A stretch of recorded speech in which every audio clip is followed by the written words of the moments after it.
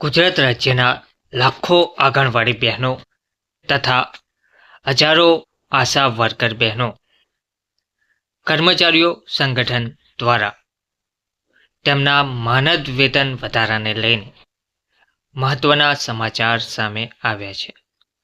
લાંબા સમયની માંગ આંગણવાડી બહેનો, આશા વર્કરો, મધ્યાહન કર્મચારીઓ માનદ વેતન વધારવાને લઈને કરી રહ્યા છે, પરંતુ સરકાર દ્વારા કોઈ નિર્ણય ના લેવાતા હવે ગુજરાત રાજ્યની આંગણવાડી બહેનો, આશા વર્કર બહેનો જિલ્લા વિકાસ અધિકારી જોડે પહોંચ્યા છે અને આવેદનપત્રો આપી રજૂઆત કરી છે.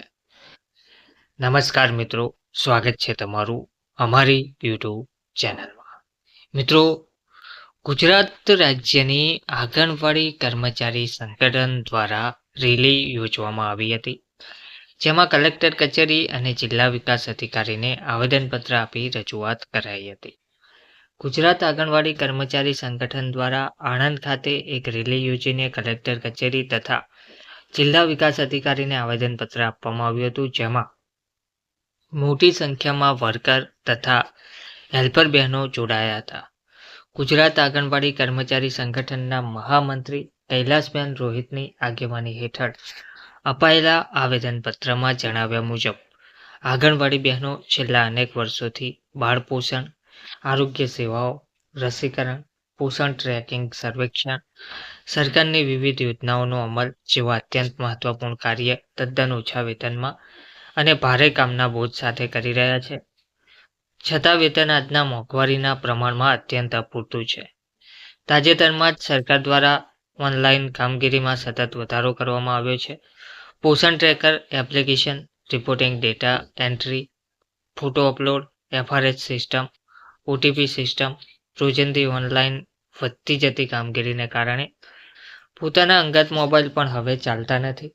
એપ આધારિત કામગીરીને કારણે યોજનાની મુખ્ય 6 સેવાઓ પર અને બાળકોના શિક્ષણ પર ગંભીર અસર પડી રહી છે, જેથી ઓનલાઈન કામગીરીનું ભારણ ઓછું કરવામાં આવે છે તે અત્યંત જરૂરી છે.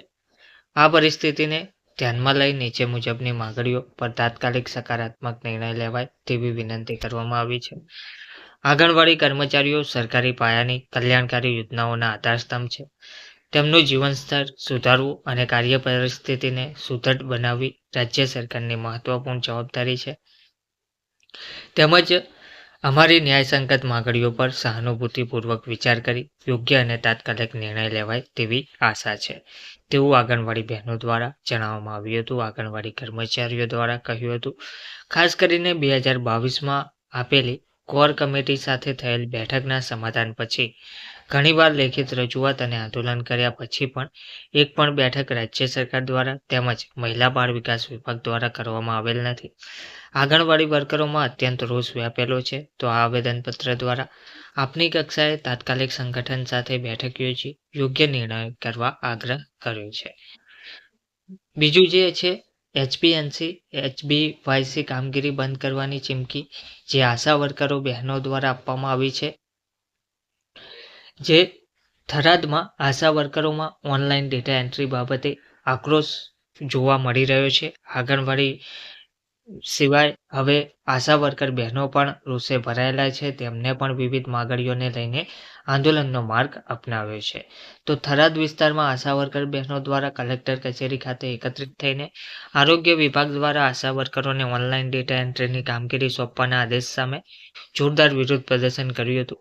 આશા વર્કરોએ આ આદેશોને તાત્કાલિક પરત ખેંચવાની માંગ સાથે સ્પષ્ટ ચેતવણી આપી હતી કે જો સરકાર દ્વારા નિર્ણય પર પુનઃવિચાર નહીં કરવામાં આવે તો home base newborn care HBNC તથા home base care for young child HBYC જેવી અતિ મહત્વની કામગીરી બંધ કરવાની તેમજ આશા વર્કરોને ફરજ પડશે તેવું જણાવવામાં આવ્યું હતું. આ કામગીરી બંધ કરવાની ફરજ પડશે અને આશા વર્કરોએ જણાવ્યું હતું કે તેઓ વર્ષોથી ગુજરાતને પોલિયો મુક્ત બનાવવામાં, કુપોષણ ઘટાડવામાં, માતા અને બાળ મૃત્યુદર અટકાવવામાં તેમજ કોરોના જેવી જીવલેણ મહામારી દરમિયાન જીવ જોખમમાં મૂકીને નિષ્ઠાપૂર્વક સેવાઓ આપી હતી. છતાં સરકાર દ્વારા તેમને કાયમી કર્મચારી તરીકે માન્યતા આપ્યા વિના માત્ર નજીવું ઇન્સેન્ટિવ ચૂકવવામાં આવે છે.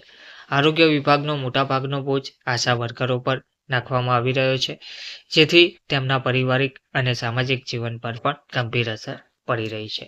ધન્યવાદ.